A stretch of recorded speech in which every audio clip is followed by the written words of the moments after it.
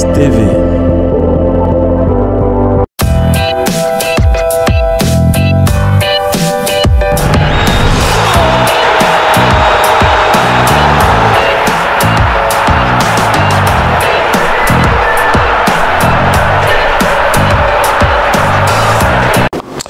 Hello everyone, welcome to GFM TV, welcome to Echo de la CAN. Echo de la CAN, we will talk about Group D.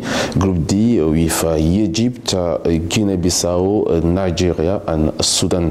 Oui, les pharaons d'Égypte sont donc les principaux favoris dans ce groupe D avec leur palmarès rocambolesque et leur histoire dans le football continental. C'est le recordman des victoires en Coupe d'Afrique des Nations avec 7 trophées en 25 participations. On se souvient de la génération de Mohamed Aboutrika ou encore du gardien de but légendaire Essam El Hadari, vainqueur de 3 éditions successives, 2006, 2008 et 2010. Les pharaons d'Égypte ont toujours été un candidat sérieux au titre dans la Coupe d'Afrique des Nations et d'ailleurs en 2017, on les a vus en œuvre en finale perdue face au Cameroun. Nous allons quand même vous signaler que Mohamed Salah, le capitaine et star de Liverpool, sera certes l'homme sur qui tous les regards seront rivés, mais l'équipe entraînée par le Portugais Carlos Queiroz a un effectif soudé et fort tant sur le plan technique ou tactique, mais avec un bon mixage de joueurs évoluant en Europe et dans le pays. Le club le plus titré d'Afrique, Al Ahly du Caire, est aussi bien représenté dans cette sélection avec le gardien de but Mohamed El Shenawi ou encore l'attaquant Marwan Mohsen. On ne peut pas parler du football égyptien sans penser à Hossam Hassan.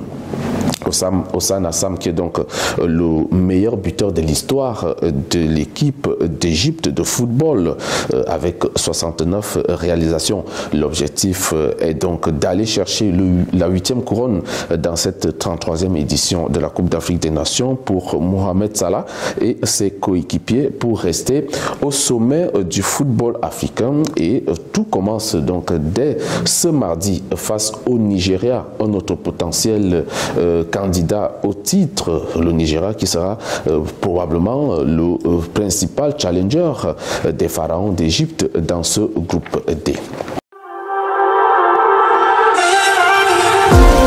GFMS TV.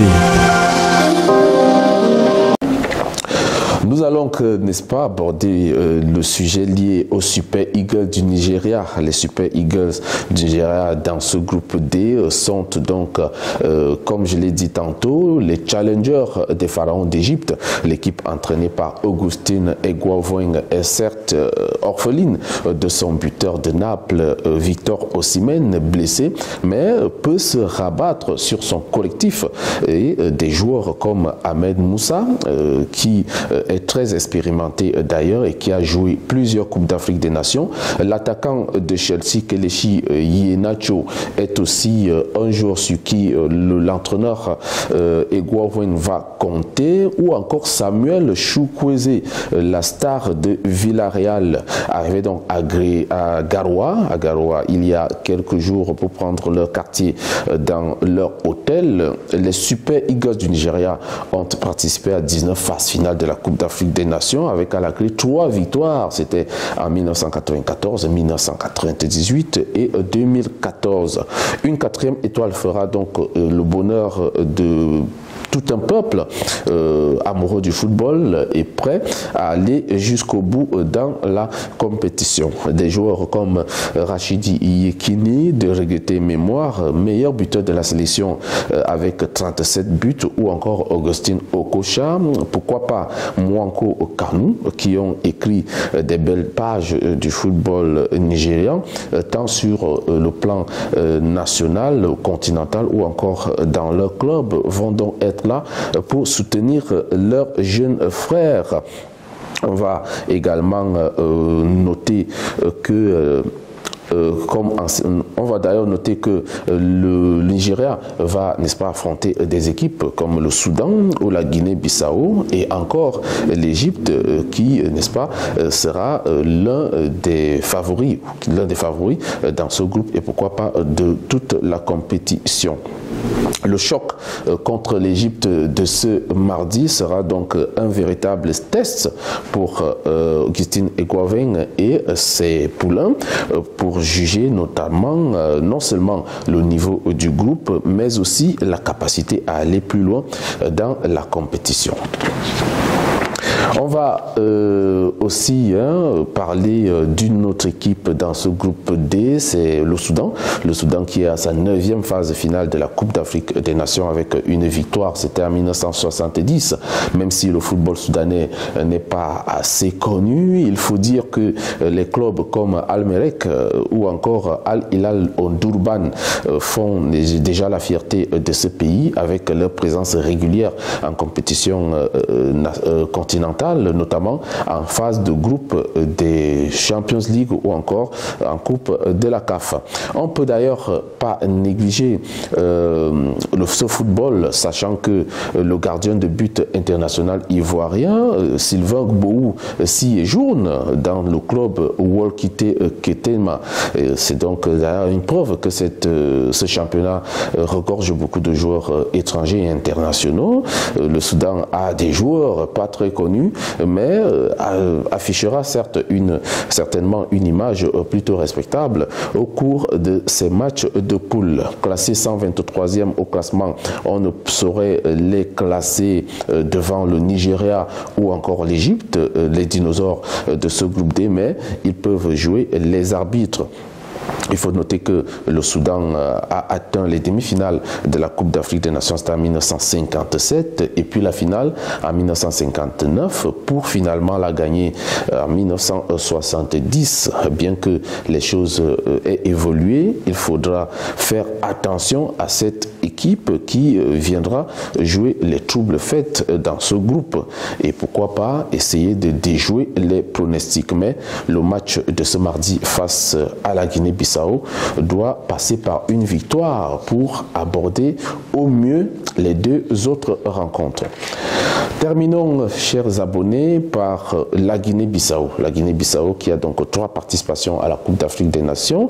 C'est la 3e participation consécutive, dont celle de 2017 et 2019 pour l'entraîneur Bassirou Kandé, qu'on connaît comme le meilleur entraîneur du pays en place depuis 2016 aujourd'hui, après le départ du Portugais Paulo Torres.